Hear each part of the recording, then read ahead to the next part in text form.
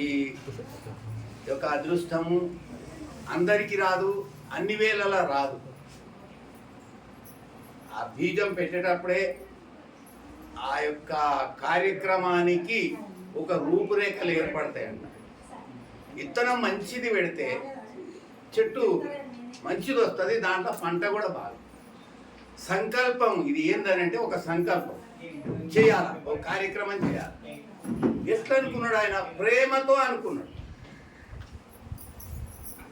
ఇది ఒక బంధుత్వం, సత్సంగత్వం అంటది. నా బంధువులనందరినీ పిలుచుకోవాలని. అయితే మన కుటుంబీకుల సంబంధం వేరు, ఈ ఆధ్యాత్మిక సుటరికం వేరు. ఊరక రారు మహాత్ములు ఆ రథముల ఇళ్ళ కడకు వారు చుట ఎల్లరు. పుణ్యప్రదం అన్నట్టు ఇంతమంది మహానుభావులు మన ఇంట్లో వచ్చి అడుగు పెట్టిండ్రు అని అంటే ఇది ఒక మన అదృష్టంగా భావించాలి. గృహస్థుడు అట్లాంటి కల్మషం లేకుండా ఈ కార్యక్రమం చేద్దాం అనుకున్నాడు కాబట్టి వాళ్ళ కుటుంబీకులు కొడుకు కోడలు వాళ్ళకి సహకరించిండ్రు కాబట్టి అమ్మవారు నేను ఎక్కడ చూసినా ఏదో పనుల మీద పోతూ ఉంటారు, వాళ్ళు చేసుకుంటున్నారులే, మనకేమొచ్చింది, మనకు పని ఉంది, అలా కోడలు తోలియదు, అత్తకు రానికే ఇష్టం ఉండదు, అట్లుంటుంది. కానీ ఇక్కడ అట్లా కనపడతలేదు. ఒక పండగ వాతావరణం దాకా ఊరంతా వచ్చి కూర్చోవడం ఒకెత్తు, భాగవతులంతా వచ్చి ఈ కార్యక్రమాన్ని జరిపించడం ఒకెత్తు. చాలా ఉదాహరణగా ఉంది. ఎందుకంటే ఒక ఇంటికి పిల్లనిచ్చేటప్పుడు అటు 7 తరాలు ఇటు 7 తరాలు, వాళ్ళ తండ్రి చదివిండా, తాత ఎటువంటి వాడు, ఎట్లాంటి అని ఒక ఆలోచన చేస్తాం.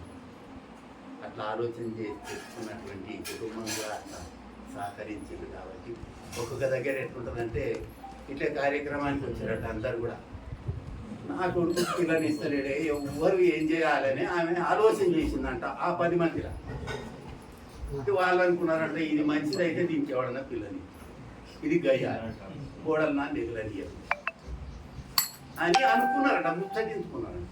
ముచ్చటించుకుంటే అందులోనే ఒక ఆమె అటువంటి దానికైతే నా బిడ్డనే ఇస్తా చూతామని అనుకొని అమ్మ ఆమె ఎటువంటిదైనా సరే నేను సర్దుకుంటాను, ఆమెకు నా బిడ్డని ఇస్తా అని ఆమె 2 మాటలు వాగ్దానం చేసుకొని పోయింది.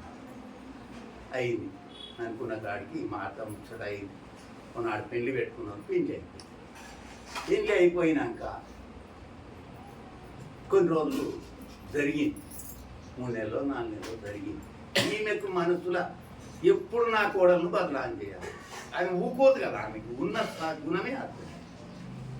ఎప్పుడు అవకాశం దొరుకుతలేదు. దొరకక ఓనాడు ఇట్లాంటి సందర్భం పడ్డది.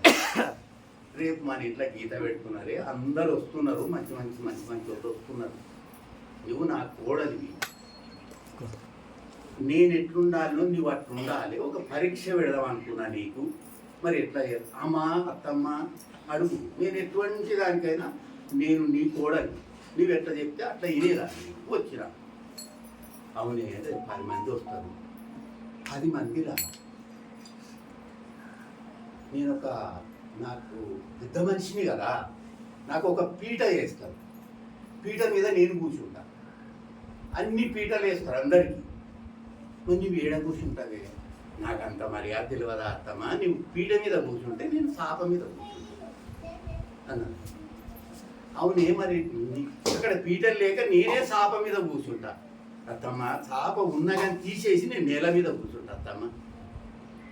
మరి సందర్భం వచ్చి అంత నేలనే ఉంటుంది, నేను నేల మీద కూర్చుంటా, నువ్వు ఏడ కూర్చుంటా అత్తమ్మ, కొంచెం అంత గుంత తీసుకొని గుంతలు కూర్చుంటా.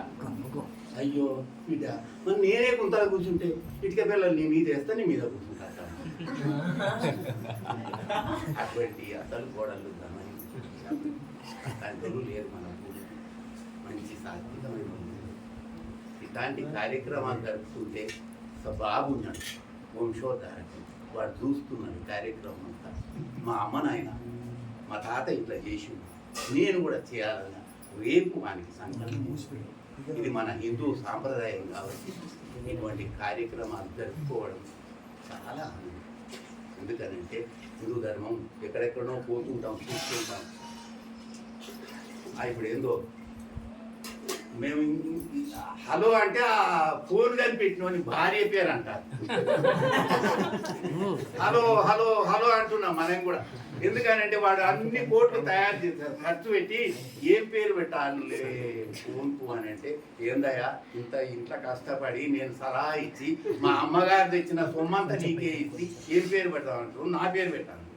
అందుకొరకు హలో అని పెట్టినాను. హలో అంటున్నాం అందరం. మేమేం నేర్చుకుంటున్నాం అంటే జై శ్రీరామ్ అందం అని అనుకుంటే ఒకడు ఫోన్ చేస్తాడు, ఇంకా అది అనకూడదు, హలో అంటాడు, ఇంకేం హలో అనడు. అలా చూడక ఏడులో చూస్తున్నావా అట్లా పలకరింపులు. ఇటువంటి సమాజంలో మనం ఉన్నాం కాబట్టి ఇటువంటి పుణ్యకార్యాలను నడిపించుకుంటూ దీన్ని లాగిస్తాం. అన్నకు బరువు కావచ్చు అవుతుంది. ఒక ఇంట్లో ఒక మనిషి వంట చేయాలి, ఒకడు వచ్చి కూర్చున్నాడు అంటేనే ఎంతో సందడిగా ఉంటుంది. ప్రేమతోటి అన్న ఇంతమందిని పిలిపించుకున్నాడు. అయినా సరే సంవత్సరానికి ఒకసారి చేస్తున్నాడు, మేము వస్తున్నాం. చాలా సంతోషం. ఈ కార్యక్రమానికి భాగవతులు మంచి మంచి పెద్ద మనుషులు వచ్చి భగవద్గీత గురించి మాట్లాడుతున్నాం.